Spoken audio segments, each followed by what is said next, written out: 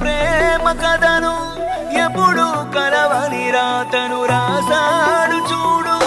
కలనైనా ఇలనైనా మన ప్రేమేవో చరితం, కథగాదు నిజమిద ప్రతి ప్రేమికుడికి అంకితం.